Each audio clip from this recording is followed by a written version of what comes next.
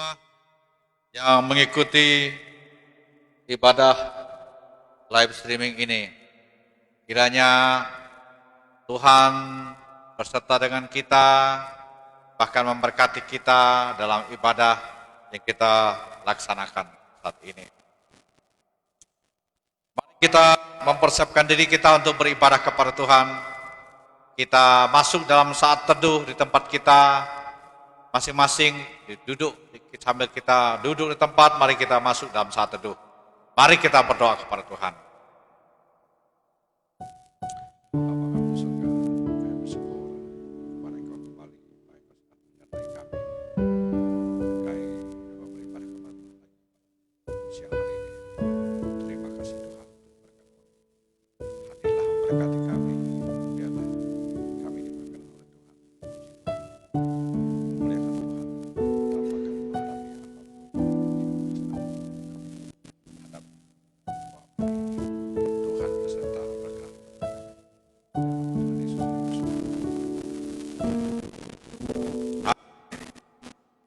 Kita bangkit berdiri.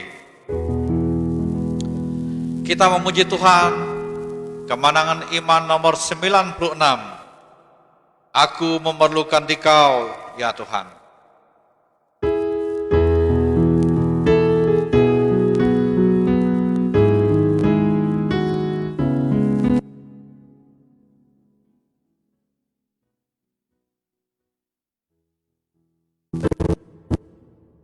Ya Tuhan, tiap jam ku memerlukan-Mu.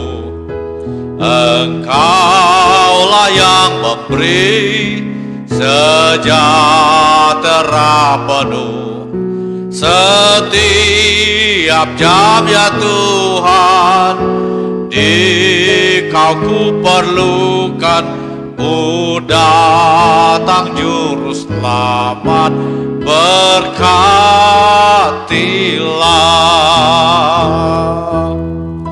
Ya Tuhan, tiap jam dampingi hamba-Mu. Jikalau Kau dekat, enyah penggodaku. Setiap jam ya Tuhan, Dikau ku perlukan. Ku datang juru selamat, berkatilah. Setiap jam ya Tuhan, Dikau ku perlukan. Ku datang juru selamat, berkatilah. Ku datang juru selamat, berkatilah.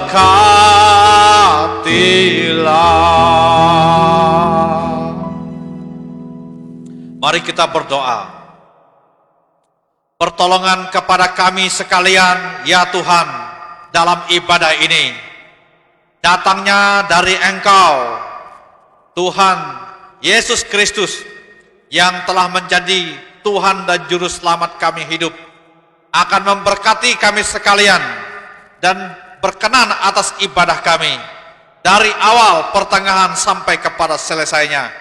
Di dalam nama Bapa, Putra, dan Roh Kudus, hamba mentabiskan ibadah suci kami pada siang hari ini. Haleluya, amin. Jemaat silakan duduk kembali.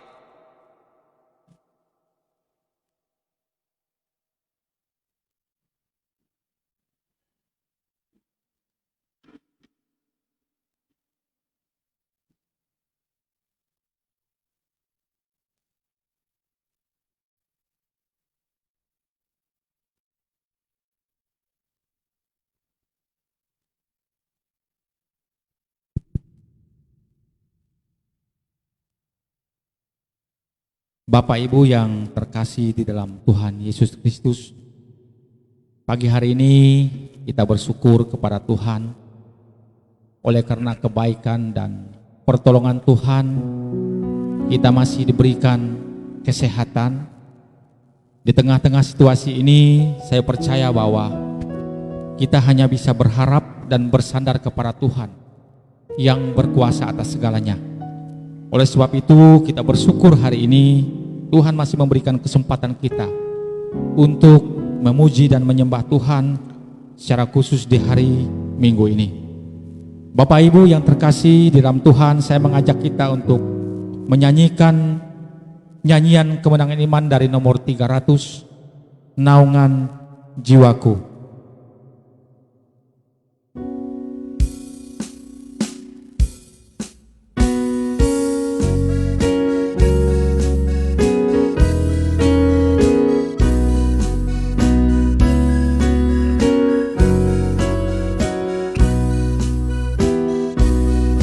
Ajaib Tuhanku Yesus, Juru Selamat, besar kasih-Nya padaku. Naungan jiwaku yang kokoh kuat, tempat yang tentram dan teduh. Kasih Tuhanku menaungi aku, hidupku aman dan tentram. Kasih Tuhanku melindungi aku, di dalamnya ku tak bimbang. Di dalamnya ku tak bimbang. Ayat yang kedua. Ajaib Juru Selamatku, Yesus Tuhan, diangkatnya tanggunganku. Ku ditegakkan kokoh bagai karang, padaku kekuatan baru. Kasih Tuhanku menaungi aku, hidupku aman dan tentram. Kasih Tuhanku melindungi aku, di dalamnya ku tak bimbang. Di dalamnya ku tak bimbang. Ayat yang ketiga. Berkat ilahi tak henti-hentinya, saran melimpah di kalbu. Dengan sukacita ku puji Tuhan, sungguh ajaib penebusku. Kasih Tuhanku menaungi aku, hidupku aman dan tentram. Kasih Tuhanku melindungi aku, di dalamnya ku tak bimbang. Di dalamnya ku tak bimbang.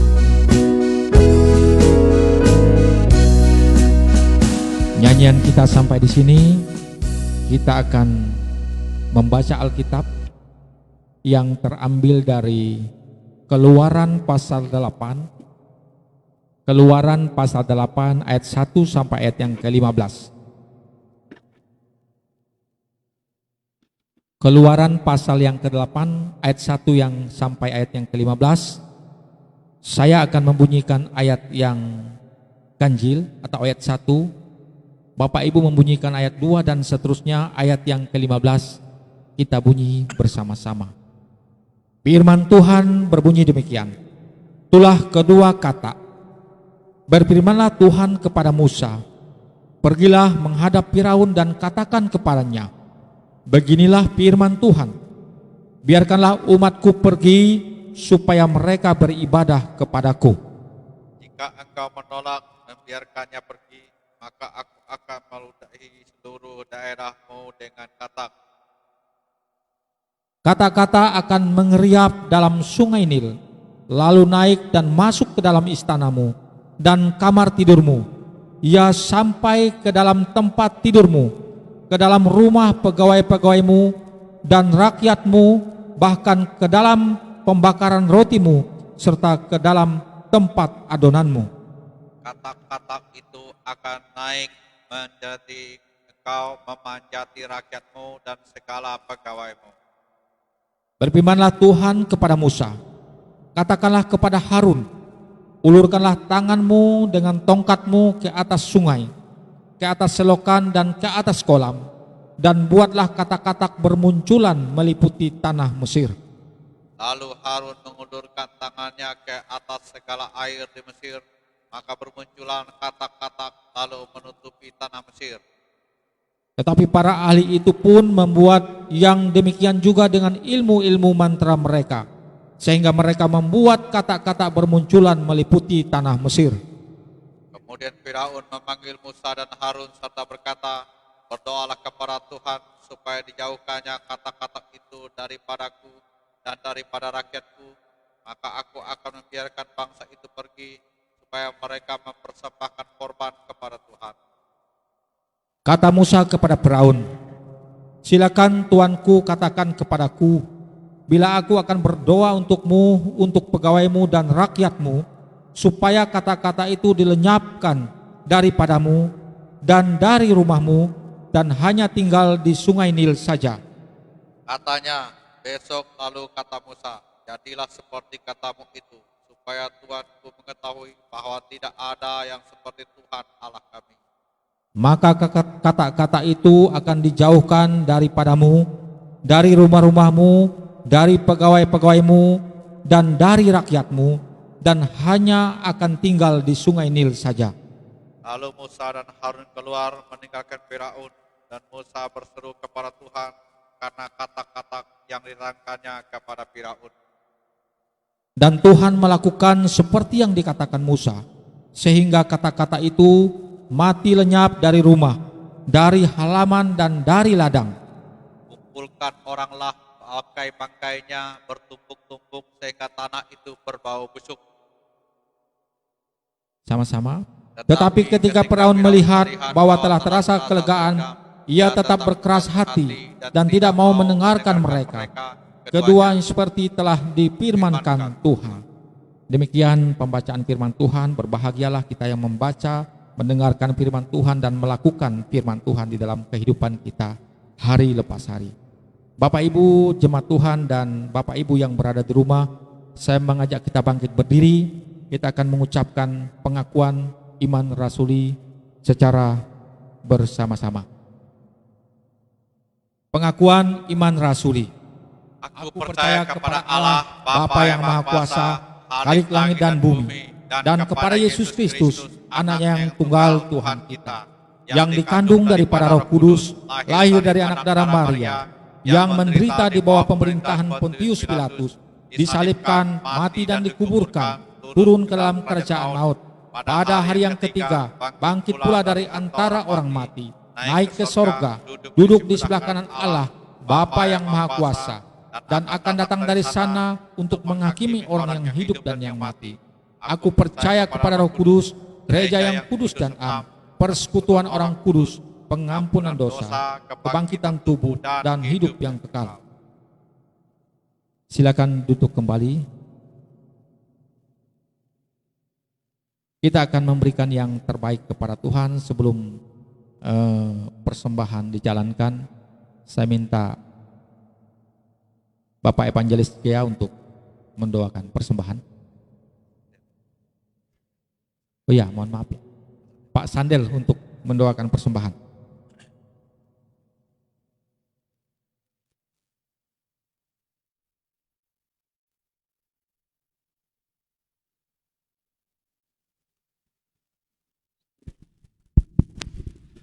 Kita bersatu di dalam doa. Bapa kami yang ada dalam kerajaan sorga, pada pagi hari ini Tuhan, kami datang kepadamu dengan mengucapkan syukur terima kasih oleh karena Tuhan sudah menolong, melihara, menjaga, menyertai di setiap kehidupan kami, pribadi lepas pribadi, keluarga lepas keluarga, selama kami menjalani sepekan yang telah kami lewati. Terima kasih Bapa di surga, terima kasih, hapuskan segala dosa dan kesalahan kami yang telah kami lakukan melalui perkataan hati, pikiran, bahkan dosa-dosa yang lain yang tidak berkenan kepada Tuhan. Tuhan, ampunilah kami terhadap sesama manusia, percaya dan yakin Engkau kuduskan kami. Terima kasih untuk berkat jasmani, makanan, minuman, pakaian yang Tuhan sudah sediakan bagi kami. Terlebih iman percaya kami tetap kuat sehingga pada pagi hari ini kami boleh ada di tempat ini Tuhan. Kami percaya dan yakin yang sakit Tuhan sudah jamah pulih sembuhkan, yang lemah Tuhan sudah kuatkan, yang kekurangan Tuhan sudah cukupkan, yang memerlukan Tuhan pekerjaan Tuhan sudah memberikan pekerjaan kepada anak-anak-Mu. Terima kasih Bapa di surga, terima kasih. Pada pagi hari ini Tuhan, melalui pekerjaan dan usaha kami akan memberikan persembahan. Sebelum kami mengulurkan tangan kami, kiranya Engkau menguduskan persembahan kami agar berkenan di hadapan Tuhan untuk memperlancar pekerjaan Tuhan di muka bumi ini, dimanapun uang ini dipakai Bapa. Terima kasih Bapa di surga, Engkau pelihara jaga terus sisa-sisa yang masih ada pada kami, supaya untuk kami mencukupkan seluruh keperluan kami hari lepas hari.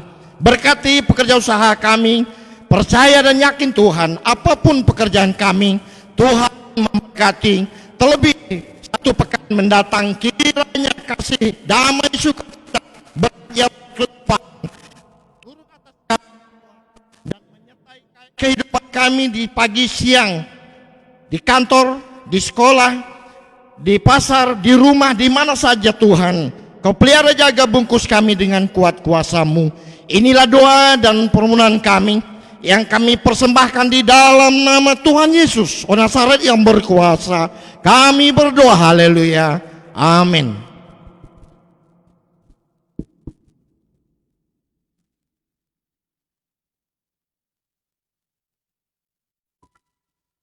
Kita akan memberikan yang terbaik kepada Tuhan, kepada badan pengurus jemaat. Kami persilakan untuk menjalankan kantong persembahan. Sementara persembahan dijalankan, kita menyanyi 286A, nyanyian kemenangan iman, sepanjang jalan Tuhan pimpin.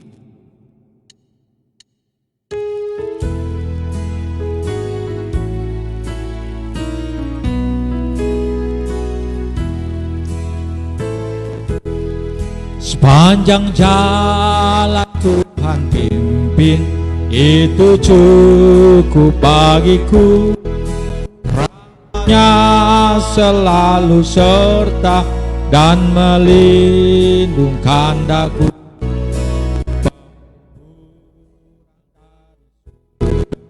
Jika Tuhan sertaku, karena tentulah semua diperbuatnya baik itu, karena tentulah semua diperbuatnya baik itu. Sepanjang jalan Tuhan pimpin, meskipun tak senang, dan anugerahnya melimpah pada malam dan siang. Roti hidup pun diberinya, lalu jiwaku senang. Dari batu air berpancar dan dahagaku hilang.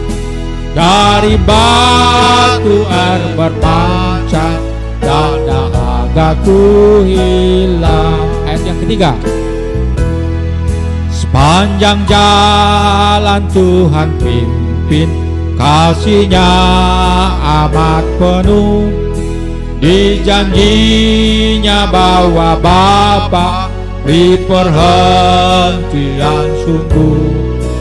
bila diriku yang bangga dunia ini tinggalkan, dalam surga aku selamat karena Tuhan hantarkan.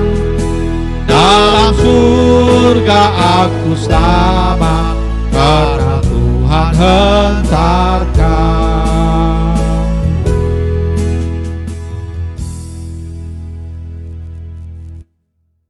Bapak Ibu yang terkasih, kita akan mempersiapkan diri kita untuk mendengarkan firman Tuhan. Saya mengajak Bapak Ibu sekalian untuk bangkit berdiri.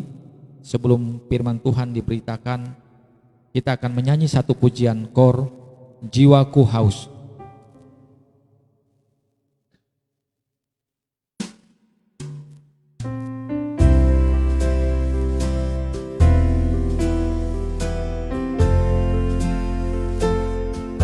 Kita angkat pujian ini.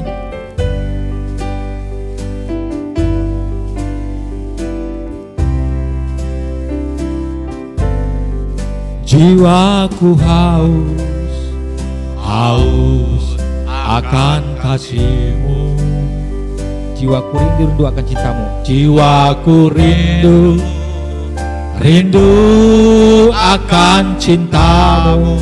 Siramilah taman hatiku, siramilah taman hatiku yang kering ini, agar cinta-Mu bersemi di hatiku. Sekali lagi kita ulang pujian ini. Jiwaku haus akan kasih-Mu. Jiwaku haus, haus akan kasih-Mu. Jiwaku rindu, rindu akan cinta-Mu. Siramilah taman hatiku yang kering ini, agar cinta-Mu bersemi di hatiku. Katakan, oh Yesus kekasihku. Oh Yesus kekasihku, hanyalah Kau. Nama-Mu kan kuukir di hatiku. Seumur hidupku, seumur hidupku, hanya bagi-Mu Yesus. Bukan setia, setia selamanya. Saya masih rindu mengajak kita sekali lagi mengulang pujian ini. Jiwaku haus, haus akan kasih-Mu.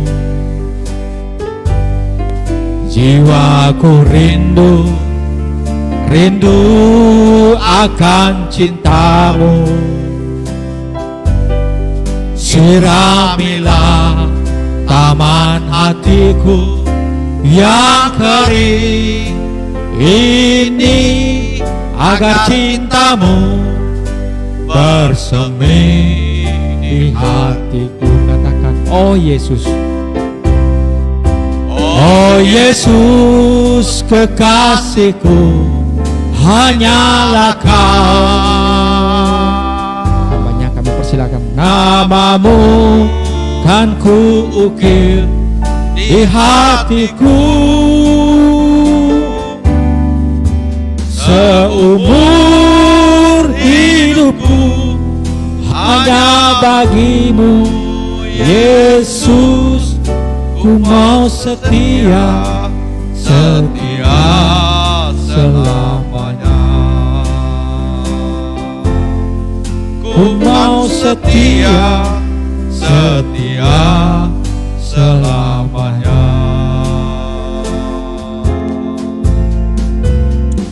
Bapa di sorga, kami datang lagi kepada Tuhan saat ini. Kami sudah hadir di sini dan juga jemaat Tuhan yang ada di rumah, supaya kami dalam ibadah ini tidak sia-sia datang beribadah kepada Tuhan, melainkan memperoleh berkat dari Tuhan.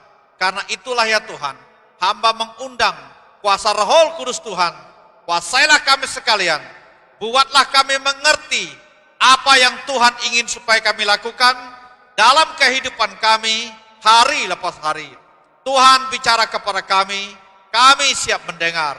Di dalam nama Tuhan kami Yesus Kristus yang telah menjadi Tuhan dan juru selamat kami yang hidup, hamba mempersembahkan doa ini. Haleluya. Amin. Jemaat silakan duduk kembali. Bapak Ibu kasih dalam Tuhan Yesus Kristus, kita sebelum membaca firman Tuhan, baiklah perhatikan warta di tangan kita, dan bagi Bapak Ibu yang melayani dapat memperhatikan. Hari Selasa nanti ada ibadah perkawan dan dilanjutkan dengan latihan kur bagi perkawan. Dan juga informasi jadwal yang lain dapat perhatikan di warta ini. Juga persembahan Bapak Ibu yang ada di dalam warta ini dapat diperhatikan, baik persembahan persepuluhan dan juga persembahan yang lainnya. Jika ada yang salah atau keliru dapat disampaikan, mohon supaya dapat diperbaiki. Jumlah keuangan yang masuk pada minggu yang lalu total semuanya 32.589.000 rupiah. Informasi untuk kita sekalian. Yang pertama, minggu depan kita akan dalam ibadah kita, ibadah pertama minggu depan akan dilayani oleh tim kunjungan GKI daerah Sintang. Sekaligus dalam ibadah pertama minggu depan akan dilakukan pelantikan Badan Pengurus Jemaat yang baru. Karena itu kepada Badan Pengurus Jemaat dapat mempersiapkan diri beserta dengan penasehat menggunakan jas dan berdasi lengkap. Demikian supaya dapat memperhatikan ibadah pada minggu depan. Berikutnya juga dalam ibadah kita minggu depan akan diadakan persembahan khusus untuk GKI daerah Sintang supaya kita dapat juga memperhatikannya. Untuk Badan Pengurus Jemaat ada di warta ini, dapat Bapak Ibu memperhatikannya. Dalam ibadah kita program Jauh di Mata Dekat di Hati, Kamis minggu ini, jadwal kesaksian oleh kaum pria. Mohon dapat mempersiapkan diri dengan baik, yang akan dipimpin oleh Bapak Sandel, Vikaris Pembeligea dan Evangelis Nabet, dan juga berkarya yang baru dapat mempersiapkan diri. Dapat-dapatnya jangan menggunakan kaos dalam bersaksi. Carilah waktu, apalah salahnya kita memuji Tuhan, toh kita memuji Tuhan. Apalagi kita disaksikan oleh orang banyak, menyaksikan kita untuk mempersiapkan diri, memuji Tuhan. Persiapkanlah dengan sebaik-baiknya. Carilah waktu untuk berlatih dengan baik.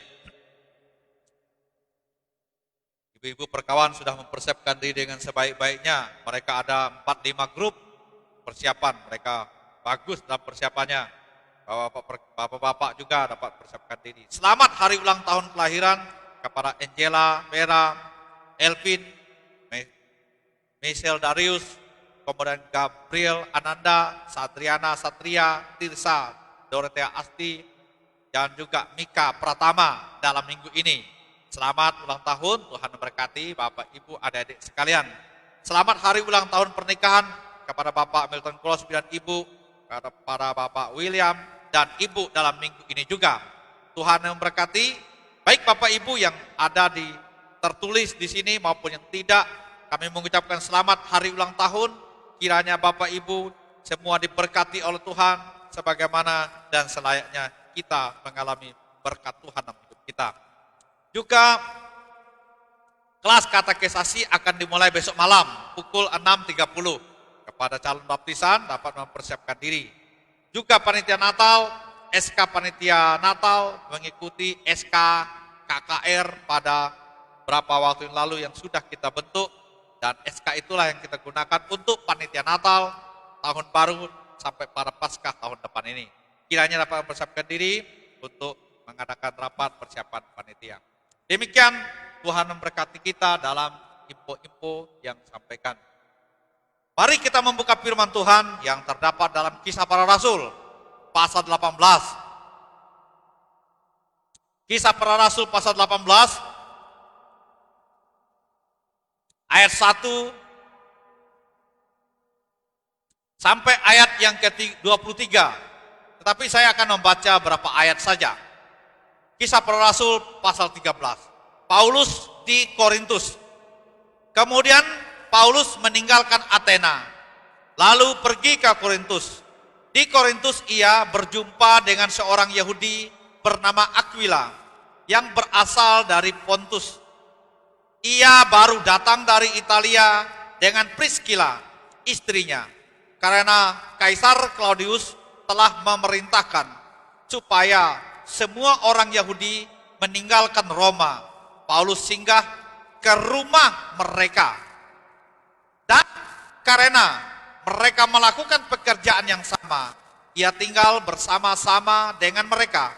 Mereka bekerja bersama-sama karena mereka sama-sama tukang kemah. Dan setiap hari Sabat, Paulus berbicara dalam rumah ibadat dan berusaha meyakinkan orang-orang Yahudi dan orang-orang Yunani. Ayat 18, Paulus tinggal beberapa hari lagi di Korintus, lalu ia minta diri kepada saudara-saudara di situ dan berlayar ke Syria. Sesudah ia mencukur rambutnya di Kengkrea, karena ia telah bernasar. Priscilla dan Aquila menyertai dia. Lalu sampailah mereka di Efesus. Paulus meninggalkan Priscilla dan Aquila di situ. Ia sendiri masuk ke rumah ibadat dan berbicara dengan orang-orang Yahudi. Mereka minta kepadanya untuk tinggal lebih lama di situ, tetapi ia tidak mengabulkannya. Ia minta diri dan berkata, "Aku akan kembali kepadamu jika Allah menghendakinya." Lalu bertolaklah ia dari Efesus. Ia sampai di Kaisaria, dan setelah naik ke darat dan memberi salam kepada jemaat, ia berangkat ke Antioquia. Setelah beberapa hari lamanya, ia tinggal di situ. Ia berangkat pula, lalu menjelajahi seluruh tanah Galatia dan Frigia untuk meneguhkan hati semua murid. Demikianlah pembacaan firman Tuhan. Judul firman Tuhan kita pada siang hari ini, menjadi gereja sejati di tengah pandemi. Menjadi gereja sejati di tengah pandemi.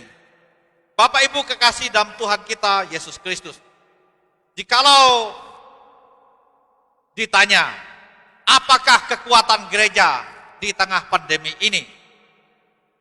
Jawabannya tentulah Tuhan Yesuslah yang menjadi kekuatan gereja di tengah-tengah keadaan yang kita alami ini. Walaupun kita tahu, Bapak Ibu kekasih dalam Tuhan, bahwa kekuatan gereja sekarang ini bukan lagi kepada gedung dan fasilitasnya, karena terbukti gereja yang megah hari ini pun tanpa penghuni. Itu oleh karena apa? Oleh karena kita tidak bisa ibadah dengan leluasa kembali. Namun gereja yang sesungguhnya, Bapak Ibu kasih dalam Tuhan, hari ini ada di dalam diri kita pribadi lepas pribadi. Gereja yang sesungguhnya ada di rumah kita masing-masing. Ada di anak-anak kita, ada di suami, ada di keluarga, ada di dalam diri kita sekalian. Mesbah-mesbah doa dan puji-pujian disampaikan, dinaikkan di dalam rumah-rumah pribadi kita. Itulah sesungguhnya gereja yang sejati-jatinya. Gereja yang sejati, yang mana Kristus hidup dalam pribadi kita, tanpa memandang suku, bangsa, status, serta kedudukan kita. Kristus yang beracara, Kristus yang hidup di dalam pribadi-pribadi kita, itulah gereja yang sejati. Tidak pandang kita sudah lama jadi Kristen, ataupun baru menjadi Kristen. Tidak lama, tidak dipandang apakah kita sudah dibaptis atau belum. Jikalau Kristus beracara, Kristus ada di hati kita, itulah gereja yang sesungguhnya. Tak ada jaminan menjadi Kristen yang sudah lama, tak ada jaminan menjadi pengurus apapun dalam gereja. Jikalau Kristus tidak ada dalam dirinya, bukan gereja sejati namanya. Tetapi walaupun kita orang biasa di dalam gereja, kita mungkin tidak terlibat banyak hal dalam kedudukan gereja, tetapi kita terlibat dalam mendukung pekerjaan Tuhan. Diri kita sesungguhnya gereja yang sejati.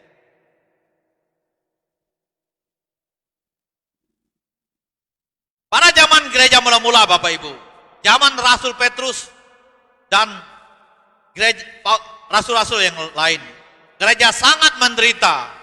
Itu karena apa? Karena mengalami penganiayaan yang sangat besar pada waktu itu.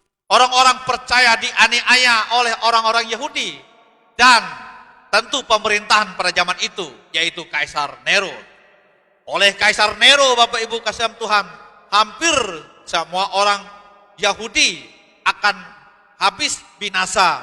Namun termasuk orang Kristen, tapi puji kepada Tuhan, Tuhan memelihara gerejanya sehingga tetap bertumbuh dengan pesat walaupun banyak sekali penganiayaan yang dialami. Dan karena gereja tetap ada walau dalam masa sukar dan penindasan, itulah gereja yang sejati. Sekarang mari kita perhatikan, apa rahasia menjadi gereja yang sejati di tengah-tengah pandemi ini? Rahasia yang pertama yaitu orang-orang rela mendedikasikan jiwa, raga, dan harta bagi pekerjaan Tuhan. Itu bisa kita lihat terdapat pada ayat yang kedua, ayat 18 sampai 23 yang kita baca tadi. Jadi rahasianya tidak lain adalah adanya orang-orang rela mendedikasikan jiwa, raga, dan harta bagi pekerjaan Tuhan. Siapa-siapa mereka ini yang rela mendedikasikan jiwa raga mereka? Mereka adalah Aquila beserta dengan istrinya. Satu pasangan suami istri ini atau satu keluarga ini. Ditambah dengan Silas, Timotius, Titius, Justus. Dapat kita lihat pada ayat 5, ayat 7 sampai 8. Dan bahkan Bapak Ibu kasih dalam Tuhan Yesus Kristus, Aquila dan Priscilla rela mempertaruhkan nyawa mereka demi Paulus. Supaya apa? Supaya Injil diberitakan. Memang pada saat itu tidak gampang menampung seorang penginjil karena zaman waktu itu sangat sukar karena penganiayaan terhadap orang percaya begitu dahsyat. Kita bisa melihat dalam Roma pasal yang ke-16 ayat yang ke-3 sampai ayat yang ke-5, ayat yang ke-3 sampai ayat yang ke-4. Sampaikan salam kepada Priscilla dan Aquila, teman-teman sekerjaku dalam Kristus Yesus. Mereka telah mempertaruhkan nyawanya untuk hidupku. Ini kata Paulus. Kepada mereka bukan aku saja yang berterima kasih, tetapi juga semua jemaat bukan Yahudi.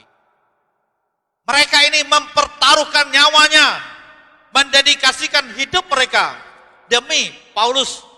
Untuk apa? Supaya Injil dapat diberitakan oleh Paulus.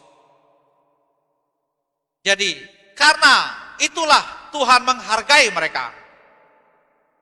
Nyawa mereka dipertaruhkan, harta benda mereka dikorbankan demi supaya pekerjaan Injil itu menjadi hidup. Itulah sesungguhnya gereja yang sejati. Jadi gereja yang sejati dan sesungguhnya itu tidak sesederhana yang kita bayangkan. Orang percaya kepada Tuhan tidak sesederhana yang kita bayangkan. Hanya bisa beribadah, memuji-muji Tuhan, tidak sesederhana itu.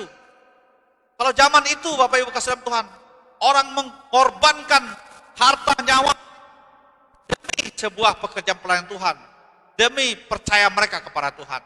Tidak sesederhana itu yang kita bayangkan. Saya di rumah seringkali waktu kami berdoa, saya seringkali memberitahu kepada anak-anak, walaupun mereka masih kecil. Kalau mereka tidak mau berdoa, saya biasa marah besar. Kalau mereka tidak membaca Alkitab dengan benar, saya marah besar biasanya. Tapi saya sabar-sabar saja. Tetapi saya selalu berkata, kalian Bapak tahu kalian masih kecil, saya katakan. Tapi kalian tahu, mengikuti Tuhan tidak sesederhana yang kalian bayangkan. Jangan pikir karena ada bapak mamamu yang suka berdoa dan bapak melayani Tuhan, kalian pikir otomatis bapak bisa bawa kalian ke surga. Tidak. Kalian yang bertanggung jawab kepada diri kalian. Jangan pikir karena bapak berdoa lalu kalian seenak-enaknya. Jadi Bapak Ibu kasih Tuhan Yesus Kristus, mengikuti Tuhan tidak sesederhana yang dibayangkan. Jadi betul-betul saya katakan kepada mereka, mengikuti Tuhan, nyawa, darah, hidup kita taruhannya. Jadi tidak seperti yang dibayangkan. Jadi Bapak Ibu kasih dalam Tuhan Yesus Kristus, itulah mengikuti Tuhan. Jadi Pak, gambarannya bahwa orang-orang mengikuti Tuhan dan menjadikan gereja itu menjadi sejati. Rahasianya tidak lain adalah rela mendedikasikan jiwa, raga, harta bagi pekerjaan Tuhan. Kita setuju bahwa Paulus adalah penginjil yang hebat. Akan tetapi Bapak Ibu, seberapa banyak sih yang dapat diraih, dilakukan oleh Paulus jika ia seorang diri saja? Ia butuh seperti orang-orang seperti Aquila, seperti Priscilla, Titius, Justus, Silas, Timotius. Mereka adalah orang-orang yang murah hati. Mereka lah yang memungkinkan Paulus melayani dengan efektif. Jadi betapa hebatnya seorang Paulus, dia tidak akan bisa seorang diri jika tidak ada orang lain yang menopangnya. Dan mereka itu adalah Priscilla, Aquila, Silas, Titus, Justus. Mereka inilah yang rela mengorbankan diri mereka dan memungkinkan pelayanannya bisa efektif berhasil. Itu sebenarnya gambaran untuk kita hari ini. Bahwa gereja yang sejatinya itu adalah orang-orang yang rela berkorban untuk hidupnya demi Kristus Yesus. Itulah gereja sejati untuk menghadapi keadaan di tengah-tengah dunia yang penuh pandemi ini. Gereja yang sejati harus orang-orangnya rela berkorban. Jikalau tidak, gereja nanti akan kita melihat video. Akan seperti apa gereja jikalau tidak ada orang-orang yang berkorban untuk pekerjaan Tuhan. Yang kedua, yang terakhir. Terdapat pada ayat yang ke-6 dan ayat yang ke-8. Tetap melayani walau lawan menghambat. Tetap melayani walau lawan menghambat. Warren Wiersbe berkata begini dalam tafsirannya. Saat Allah memberkati gereja dan orang percaya, seiring itu pula perlawanan itu meningkat, katanya. Jadi ketika seseorang percaya, ketika Tuhan memberkati gereja, kita tidak bisa terlena. Di saat yang samalah maka perlawanan terhadap orang-orang percaya meningkat. Untuk apa? Menjatuhkan iman, agar imannya tidak kuat dan gereja menjadi lemah. Perlawanan meningkat. Hari ini apa yang menjadi perlawanan kita? Tentu perlawanan kita menghadapi pergumulan ini, yaitu pandemi ini sebagai godaan bagi orang, sehingga orang percaya akhirnya melarikan diri dan tenggelam sampai akhir. Jadi, Paulus juga berkata, sekalipun banyak penantang, justru disinilah katanya, banyak kesempatan bagiku untuk mengerjakan pekerjaan besar dan penting. 1 Korintus pasal 16 ayat yang 9. Paulus melihat tantangan yang besar, tapi ia berkata, justru disitulah kesempatan baginya untuk mengerjakan pekerjaan yang besar bagi Tuhan. Masih Wiersbe berkata begini, bagaimanapun katanya, musuh pasti akan marah bila kita mengobok-obok wilayahnya dan membebaskan budak-budaknya. Ketika kita dipanggil melayani, apalagi membebaskan orang-orang yang terikat dari belenggu kuasa kegelapan, Musuh kita tidak akan senang apabila kita mengobok-obok daripada tempat tinggalnya dan teman-temannya. Itulah pada saat yang sama perlawanan akan meningkat menghadap kita. Akan tetapi Paulus selalu berkata, kami terus maju. Itu kata Paulus. Iman yang sejati justru saat tantangan yang kita hadapi semakin banyak. Justru saat penghambatan yang meningkat, disitulah kita melihat iman yang muncul dan sejati. Di tengah pandemi ini Bapak Ibu, mungkin ada saja gereja yang akan mati setelah pandemi ini selesai. Untuk apa? Untuk sebagai kesaksian atau petanda, karena orang-orang di dalam gereja tidak lagi mau berkorban demi pekerjaan Tuhan.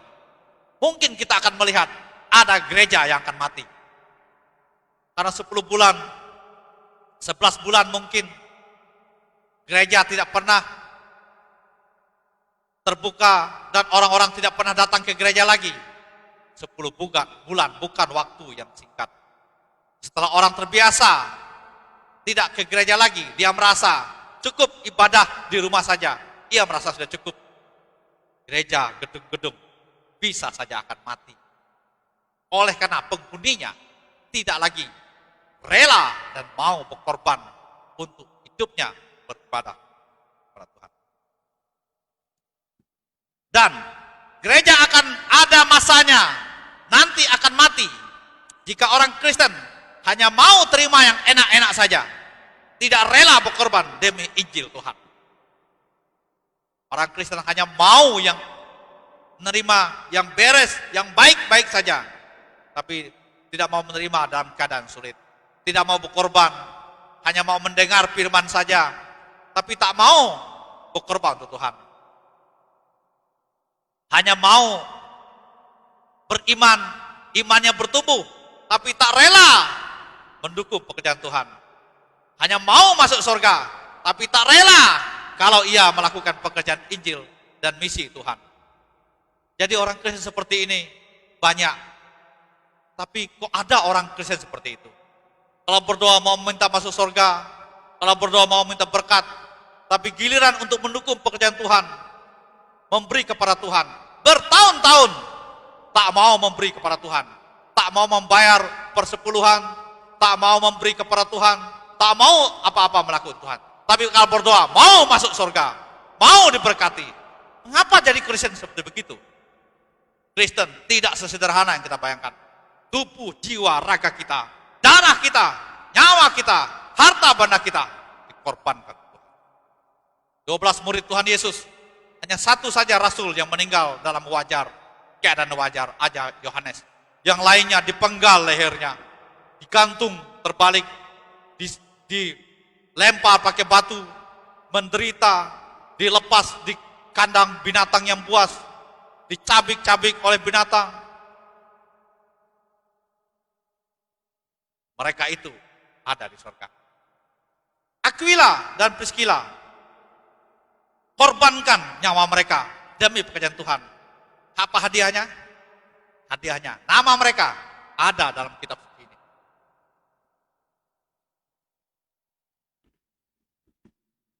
Mereka ada nama di dalam Alkitab ini, firman Tuhan ini. Tapi hari ini mungkin nama kita tidak tertulis di sini. Jika kita rela mengkorbankan hidup kita demi Kristus. Tapi ada satu kitab yang mana nama kita ada di sana, kitab kehidupan. Tidak pandang kita lama atau baru jadi Kristen, jadi percaya, tapi rela berkorban, mengasihi Tuhan. Nama kita, punya kedudukan apapun kita, tidak punya kedudukan apapun di muka bumi ini, nama kita ada di sana, dicatat di kitab kehidupan. Sadarkah kita bahwa sejatinya kita gereja adalah diri kita? Mari kita lihat video ini.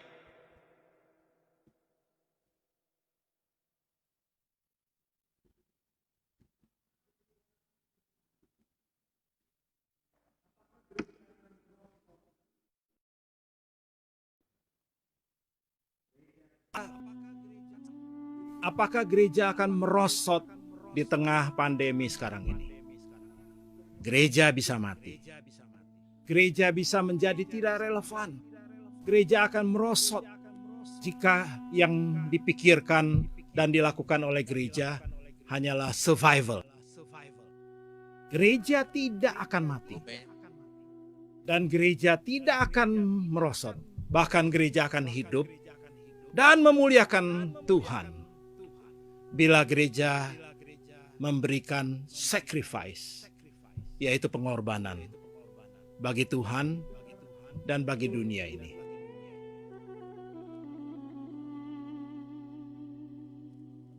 Di negara Turki yang berbatasan dengan negara Armenia, persis di perbatasannya terdapat sebuah kota yang disebut kota Ani. Pada abad yang kelima Masehi, kota ini adalah kota besar dan kota yang makmur. Dihuni oleh banyak orang kaya, kaum pedagang, dan juga orang-orang bangsawan. Dan di kota ini secara khusus banyak didirikan gereja. Kota Ani terkenal sebagai kota 1001 gereja. Pada abad yang ke-10 dan abad yang ke-11, 2 abad itu selama kurang lebih 85 tahun adalah masa keemasan kota Ani. Karena di sana bukan hanya 1001 gereja, tetapi 2300 gereja didirikan di sana. Ditambah dengan 700 sekolah Kristen yang menampung 82.000 murid dan puluhan seminari juga didirikan di sana. Saudara, kota Ani mengalami zaman keemasan pada abad 10 dan 11 itu karena apa? Karena banyak gedung gereja yang bagus dengan arsitektur yang mewah dan megah dan artistik dibangun di sana. Dengan didanai oleh pedagang dan orang-orang kaya pada waktu itu, mereka bahkan mengundang arsitek yang mendandani atau merenovasi kubah atau dom dari gereja Hagia Sophia di Istanbul yang sekarang dirubah menjadi masjid. Arsitek yang mengurus kubahnya itu dipakai untuk merencanakan gereja-gereja yang ada di kota Ani. Jadi kota Ani memiliki gereja-gereja yang luar biasa indahnya. Tetapi abad ke-12, abad 13 dan abad 14, perlahan-lahan kota Ani bersama dengan gereja yang ada di sana mulai ditinggalkan, mulai dilupakan. Bahkan akhirnya pada abad 17, kota Ani bersama dengan gereja yang ada semuanya menjadi kota hantu. Apa sebabnya? Saudara, jawabannya adalah karena gereja yang ada di sana hanya dipentingkan aspek eksternalnya saja. Aspek eksterior. Gereja dibangun dengan indah, dengan artistik, dengan biaya yang mahal, dengan bangunan yang kuat. Tetapi aspek yang lain, yaitu aspek internal, aspek yang di dalam, pembinaan jemaat, penguatan jemaat, dan penginjilan, serta misi gereja, dilupakan oleh gereja pada waktu itu. Itulah sebabnya mereka perlahan-lahan kandas dan tergilas oleh perubahan zaman. Saudara, gereja di abad 21 ini, khususnya tahun 2020 sekarang ini, kita ada di dalam perubahan yang besar di tengah pandemi sekarang ini. Apa yang menjadi landasan kita bergereja sekarang ini? Apa konsep kita mengenai gereja sekarang ini? Saudara, pada waktu kita memikirkan tema masa depan gereja di tengah pandemi sekarang ini, mari kita melihat 1 Petrus 2 ayat yang 9. Sebab di sana firman Tuhan mengajarkan sebuah konsep tentang gereja yang sesuai dengan rancangan Tuhan. 1 Petrus 2 ayat 9 berbunyi, tetapi kamulah bangsa yang terpilih, imamat yang rajani, bangsa yang kudus, umat kepunyaan Allah sendiri, supaya kamu memberitakan perbuatan-perbuatan yang besar dari Dia yang telah memanggil kamu keluar dari kegelapan kepada terangnya yang ajaib. Saudara, ayat ini paling sedikit mengajarkan dua hal yang penting. Yang pertama, firman Tuhan mengajarkan bahwa konsep tentang gereja yang paling penting adalah aspek internal gereja, yaitu orang-orang kudus, orang-orang percaya, orang-orang yang sudah ditebus, orang-orang yang sudah dipanggil keluar dari kegelapan dunia menuju pada terang dari Tuhan. Saudara, gereja pada esensinya adalah orang, yaitu orang percaya, yaitu orang-orang yang dikenal sebagai orang-orang pilihan Tuhan, orang-orang yang dipanggil oleh Tuhan untuk percaya. Jadi gereja bukan soal gedung saja, gereja bukan soal organisasi saja, gereja bukan soal ibadah-ibadah saja, tetapi gereja yang paling penting orang-orang yang sudah percaya kepada Tuhan di dalam Kristus. Mereka yang sudah ditebus. Orang-orang inilah secara internal merupakan orang-orang yang tahan uji di tengah segala kesulitan. Saudara, 1 Petrus surat ini ditulis ketika gereja mengalami kesulitan yang besar, yaitu penganiayaan. Dan Petrus berkata di pasal 4 ayat 16, jika ia menderita sebagai orang Kristen, yaitu menderita di tengah penganiayaan, janganlah ia malu. Janganlah ia malu. Karena nama Kristus ada di sana. Saudara, orang Kristen akan tahan uji di tengah penderitaan dan penganiayaan. Saya percaya orang Kristen yang sejati tidak akan hilang. Gereja yang sejati, yaitu orang-orang percaya, tidak akan hilang, tidak akan merosot, tidak akan undur di tengah-tengah pandemi sekarang ini. Saudara, di tengah pandemi sekarang ini, gereja tidak bisa beribadah di gedung gereja. Gereja menjalankan live streaming. Tetapi saya dengar banyak gereja yang ikut live streaming itu menurun sekali, merosot sekali. Saya percaya inilah cara Tuhan untuk memurnikan gereja. Hanya orang-orang percaya, hanya orang-orang yang sudah dipanggil keluar dari kegelapan, masuk dalam terang Tuhan, merekalah orang-orang percaya yang ada di dalam gereja yang sejati. Merekalah yang secara internal memiliki iman yang kokoh di tengah perubahan zaman sekarang ini. Yang kedua, saudara, gereja menurut konsep 1 Petrus 2 ayat 9 adalah gereja yang mengerti tentang misi Tuhan.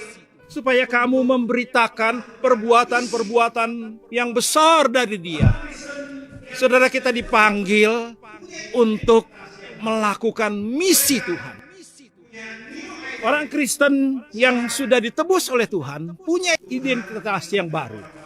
Mereka punya new identity.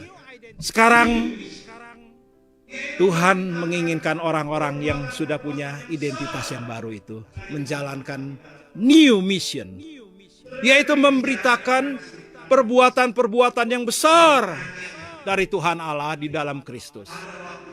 Saudara, gereja di tengah kesulitan yang besar, yaitu penganiayaan.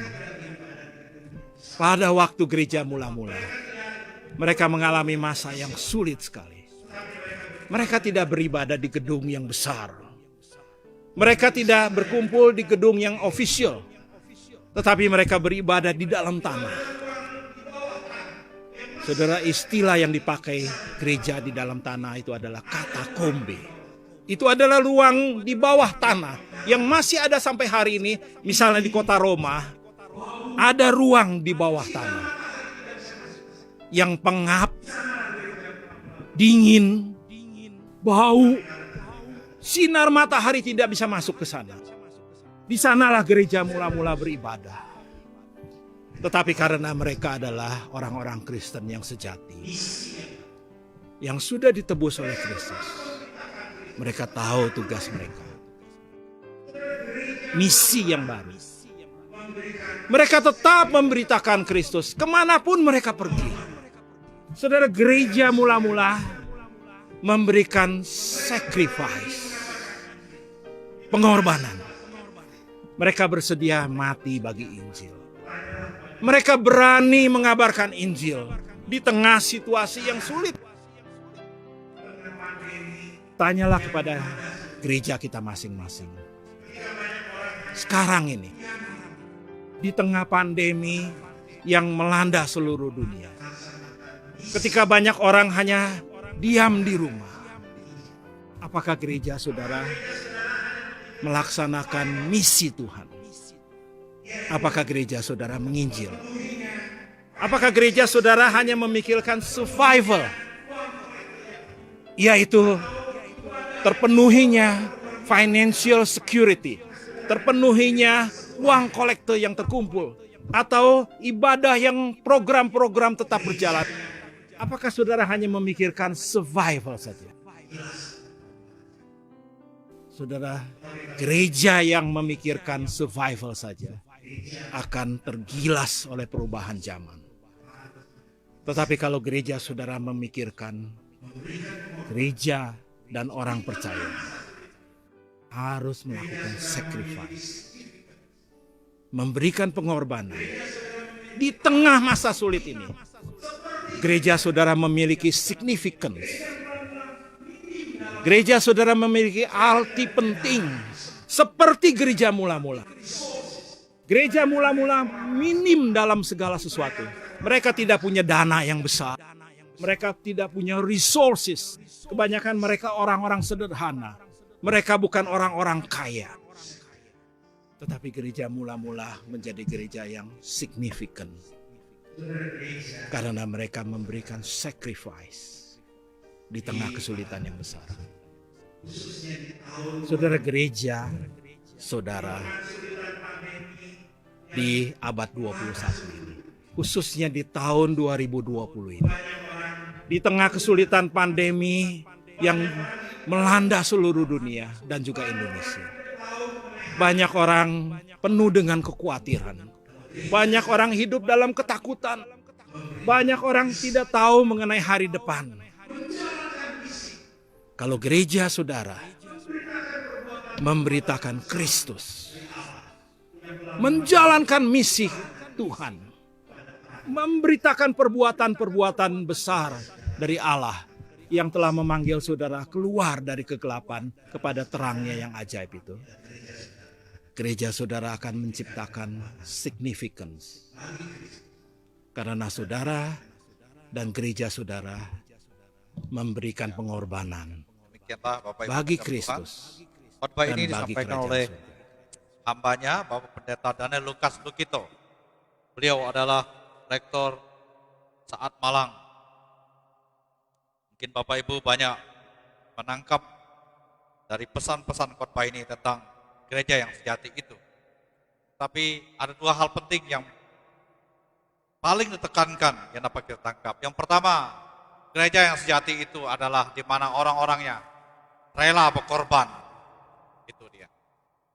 Mengkorbankan dirinya di tengah-tengah keadaan yang sulit pada zaman itu. Mereka rela berkorban. Lalu kedua, gereja yang sejati itu adalah orang-orangnya memiliki identitas yang baru. Saya tidak tahu, ketika kita sudah percaya kepada Tuhan, apakah identitas kita baru atau masih lama? Kalau kita masih baru, kalau kita masih memiliki identitas yang lama, diri kita lah yang tahu dan Tuhan. Karena itu, milikilah identitas yang baru itu. Toh kita sudah menjadi orang Kristen, menjadi percaya, dibaptis, menerima perjamuan kudus, tapi masih mengenakan identitas yang lama. Apa artinya? Sementara Tuhan mau lahir baru, itu identitas yang baru. Karena itu, gereja kita, orang-orang percaya, harus memiliki karakter yang dimiliki itu. Identitas kita baru. Cara kita mengiringi Tuhan, percaya dalam segala hal, kita milikilah identitas yang baru. Suami-suami, milikilah identitas yang baru. Istri-istri, milikilah identitas yang baru. Anak-anak muda, milikilah identitas yang baru. Jangan memiliki identitas yang masih lama dikenakan. Kita menjadi sia-sia dan kita juga akan tergilas oleh arus zaman ini. Gereja ada masanya. Suatu ketika gereja akan dimatikan. Tuhan memberkati kita. Mari kita memuji Tuhan sambil kita memberikan persembahan khusus ini. 223.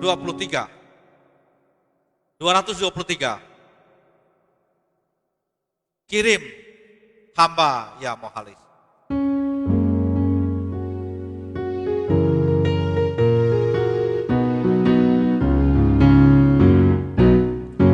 Kirim hamba ya Mohalis, cari jiwa yang sesat, berikan penghiburan selamat yang kekal. Dengan rela hamba junjung nikmat-Mu dan bawa, serta masurkan Injil anugerah-Mu. Kanlah hamba sekarang, hamba kelak menjawabnya, baiklah Tuhanku. Dengan sudi hamba terima titah-Mu dan bawa terang, langsungkan selamanya Injil anugerah. Mari bangkit berdiri, panggil oleh firman-Mu, banyak pula yang merindu selamat-Mu. Banyak pun pelita padam rindu akan api-Mu. Suruhlah ku bawa Injil anugerah-Mu. Panggilkan hamba sekarang, hamba kelak menjawabnya, baik ya Tuhanku. Dengan sudi hamba terima titah-Mu dan bawa terang, langsungkan selamanya Injil anugerah-Mu. Mari kita berdoa.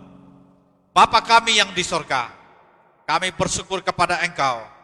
Engkau sudah menyertai kami dalam ibadah ini. Dari awal pertengahan sampai akhir ini, puji-pujian kami dan juga nyanyian rohani kami, juga firman Tuhan yang kami bisa dengar, persembahan biarlah berkenan di hadapan Tuhan.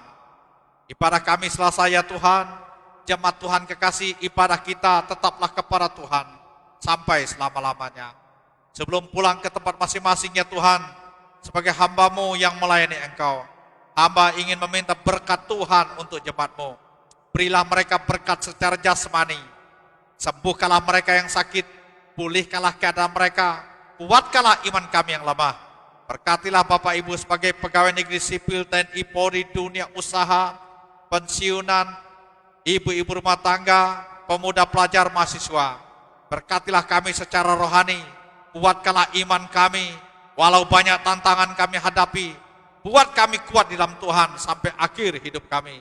Berkatilah gereja-Mu ini, pakailah dia untuk menjadi gereja yang berdampak bagi pekabaran Injil Yesus Kristus sekarang dan sampai selamanya. 3 berkat ini hamba minta kepada Engkau, berkat di dalam nama Bapa, Putra dan Roh Kudus diberikan kepada kami hari ini sampai hari Maranatha. Yesus datang menjemput saleh-salehnya. Aku berserah, aku berserah. Aku berserah. Aku berserah.